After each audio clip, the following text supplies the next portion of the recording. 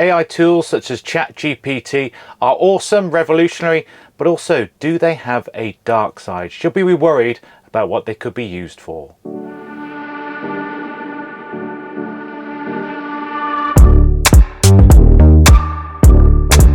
Hello everybody, hope you are doing well. Hong Kong feels like it has opened up and is back on the map. We had a big music festival just about a month ago. We've got the Rugby Sevens, probably the biggest sporting event we have here, coming up in just a couple of days. Frankly, I am quite exhausted from it all, but the good news is we don't wear masks anymore, so I'm a pretty happy camper at the moment. And it is great to actually feel like the city is thriving once more. But I'm not here to talk about that at all. I am here to roll up my sleeves and talk about AI. Again, joining the many talks that are going on AI, both in person and online around the world. The impact of ChatGPT has been huge. I mean, everyone, literally everybody in almost every sector is asking me about it, saying what can they use it for? Should they experiment with it? In some cases, how do they access it? Because you have to go through a VPN here in Hong Kong and you have to do some shenanigans with phone numbers, which is fun and games, but not insurmountable. But I want to talk about the dark side of AI. And I'm not just picking on ChatGPT, this applies to any AI tool. Before I do that, I want to cast your mind back, well, my mind back actually, because you probably weren't there. When I was a very junior technology lawyer, probably more of a technology fan than a technology lawyer at that point, because I was obsessed with tech, but not necessarily as knowledgeable on the law as I am now. I was working with a boss who was trying to think of what should we focus on, what sort of topic should we be thinking about to sort of get people interested in the technology law practice. I remember saying, why don't we do something about hacking and cybersecurity? I think I used hacking, the word hacking, not cybersecurity. I don't think that was even a phrase people were using in any great regard in those days, because it was about 2006, 2007. And I remember him saying, how on earth would anyone want to make any money or want any legal advice relating to something like hacking? Don't be ridiculous. Fast forward to now, and it's one of the biggest stories constantly. Companies are being hacked almost on an probably minute basis rather than hourly or daily or weekly. And we've spent a fortune on legal fees. We've spent a fortune on security with forensic companies trying to stop being hacked, trying to avoid being hacked, trying to get money back when we have been hacked. It's a huge thing. So I wanted to talk about how AI relates to hacking as well. Now, I'm kind of assuming that you at least know how ChatGPT works, or any of the AI chatbots that are doing the rounds at the moment. We've got Microsoft Bing's one, which is powered by ChatGPT. We've got Google's Bard. If you are running a Windows 11 machine, they'll be asking you if you want to sign up to it right now, quite frankly, and you may as well. It's something you should play with. But the thing that's great about this current wave, I suppose, of AI tools is that they allow anyone just who can just have a conversation in English, which actually, no, not even in English, just a conversation online, who can talk to a chatbot, to have access to AI, I suppose AI capability in generating something. It could be text, it could be recipes, it could be photos, it could be anything at all. And the concern is that perhaps this could be used for bad. Now, this isn't the first time people have been worried about AI. I've spoken before about rules about avoiding using AI in decision making coming from the EU. We're seeing them cropping up around the world. There's always a worry that if AI is used to make decisions or control people's lives and there's no human involved, then there may be an issue. You should be making automated decisions without actually considering what the impact would be. That would be on an individual. We've seen that in things like recruitment, where you have AI tools essentially trying to hire people and they build in biases, sentencing, so on and so forth.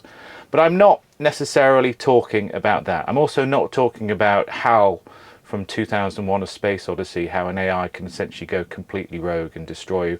I'm talking about how AI could deliberately be used to essentially do something that would not benefit someone or may harm someone. Now, I want to talk primarily about ChatGPT and chatbots, but I also want to talk about some of the things that are going on in the world at the moment. So the thing that's big at the time that I am recording this, big in the news, is whether or not, and this has come up multiple times, whether or not America should ban TikTok. And I don't really have an opinion on that. TikTok, like any other online tool where you don't pay for it, where you're uploading videos, whether you're uploading your personal information or whatever, you've got to be comfortable with whoever you are sending your data to. Do you trust the company behind the tool, the product, the website, whatever it is that you're essentially sharing your data with? Do you trust what they are going to do with it? Do you trust what their intentions are? When you've got something like TikTok or YouTube or anything which serves you content that you're not necessarily seeking out yourself, and TikTok certainly does this, as does Facebook, as does no end of things, Instagram, you name it, they all do it. You've got to wonder, am I being served advertising? Am I being served something that's there to try and influence me?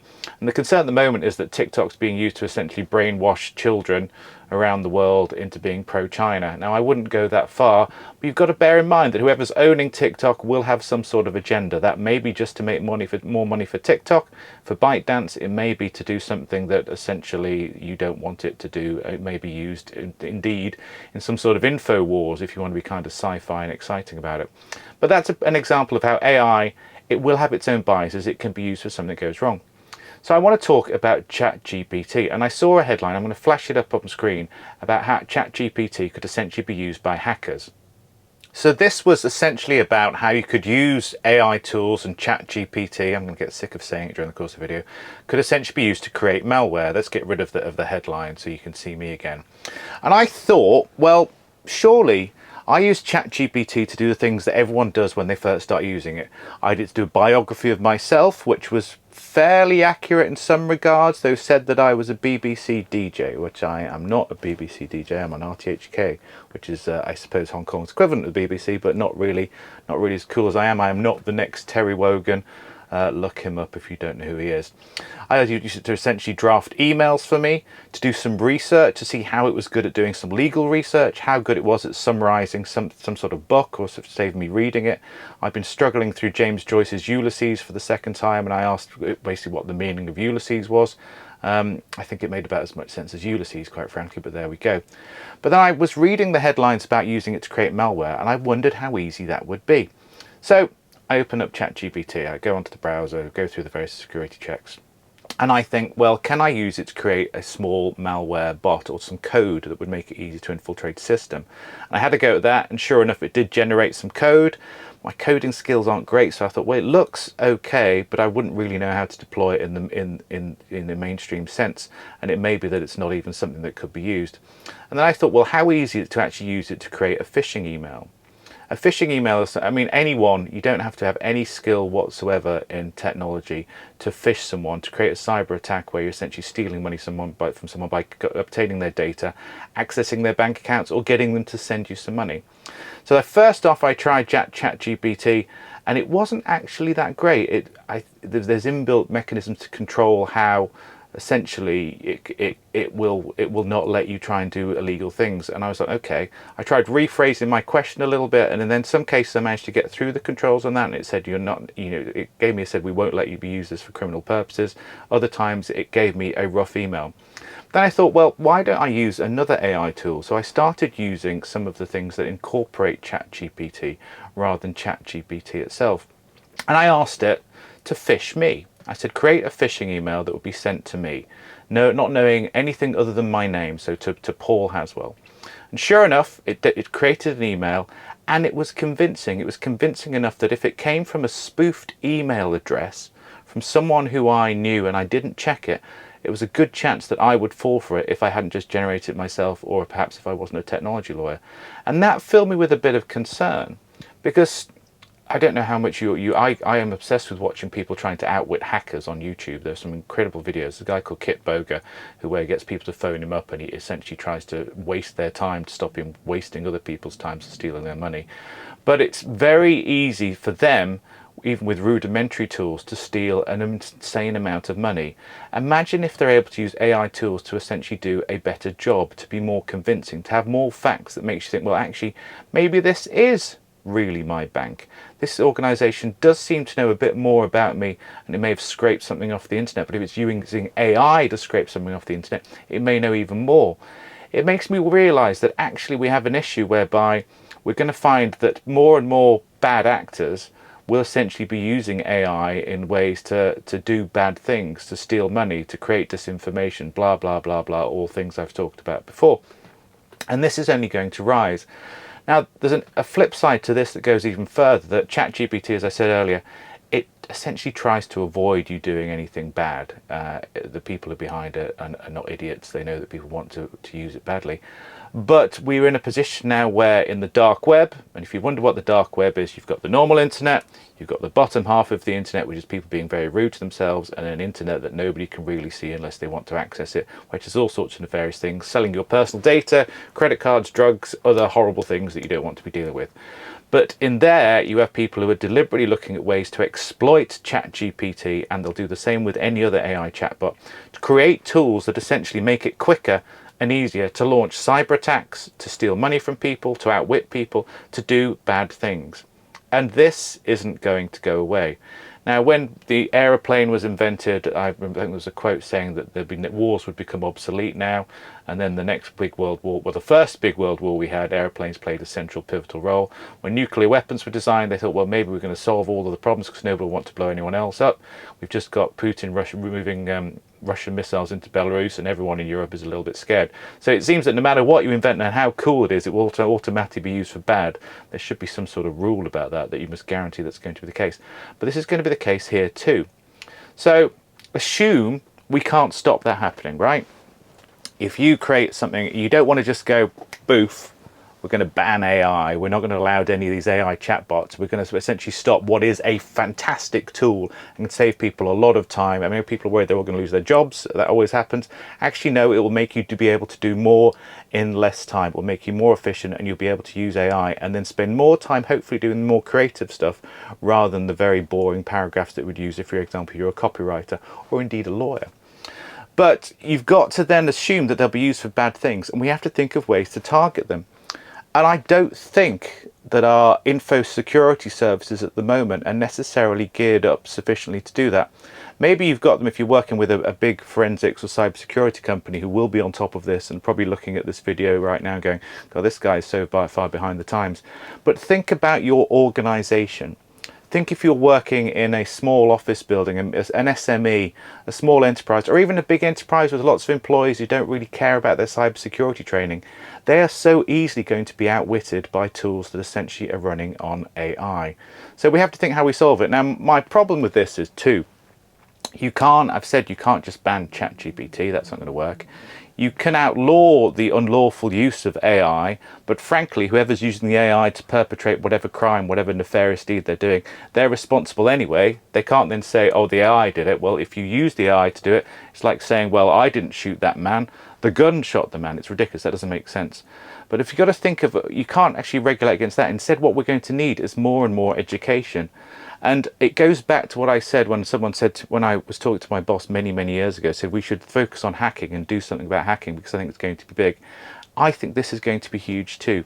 I think over the course, and not even the course of the next couple of years, but over the course of the next few months, so during this year, during the course of 2023, we will see some large-scale hacking attempts, some large-scale cybersecurity issues, some large-scale spreading of disinformation. Remember, we've essentially got the US elections on the not-too-distant horizon, that will be using AI such as ChatGPT, using all sorts of AI tools to essentially generate content, share that content, disseminate that content, using people who unwittingly will then use that content and rely on it and believe that it's true.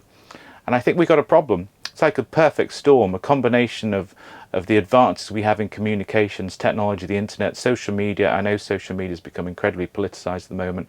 But then we've also got the issue of the fact that now we've got tools that can fool people to thinking something's been written by a real person, something that create content incredibly quickly, more quickly than ever before, that can create nefarious content if you want it to, and can also make people's lives very difficult if it then goes and tries to hack them. So that's where I'm thinking. I'm giving a talk, I'm giving a series of talks actually over the course of the next couple of weeks in person, and I'll put them on my LinkedIn profile. But I would love your views on this. I'd love to see what you think, not necessarily whether it's going to happen, because I think it will happen, but what can we do? I'm focusing heavily on trying to educate people so they don't fall into traps that could be set using these essentially brilliant tools. But again, I don't know if that's enough. Should we be doing some sort of regulation of AI? Again, I don't think that's good enough either. But I'm interested in what you think. So at the moment, I'm drawing a bit of a blank. I'm in that phase of, this is really awesome. Oh, it could be used a bit badly. what do we do next? And the law, frankly, I better put some law in this video somewhere, will not catch up in time. It will always cover you if you've been hacked by someone. You can catch them, you can try and get your money back, but it's not going to protect you. By the time that the law is advanced enough or evolved enough in a jurisdiction to cover some of the issues we're going to face in the next sort of 6 to 7, 8, 9, 10 months, years will have passed. That's it for the moment. I hope this was a bit of an eye-opener. If you're going to the Rugby Sevens in Hong Kong, maybe I will see you there and probably bore you talking about all of this. I might get the Rugby Sevens to try and the ChatGPT try and predict me a winner for the Rugby Sevens. So perhaps I can place a bet on it and become a billionaire and not worry about this anymore. That's very unlikely to happen. I am the most unlucky person in the world in terms of gambling. I could pick the greatest team in the world and they would immediately lose. But do let me know what you think. And if you've got any concerns about AI or ChatGPT, do let me know.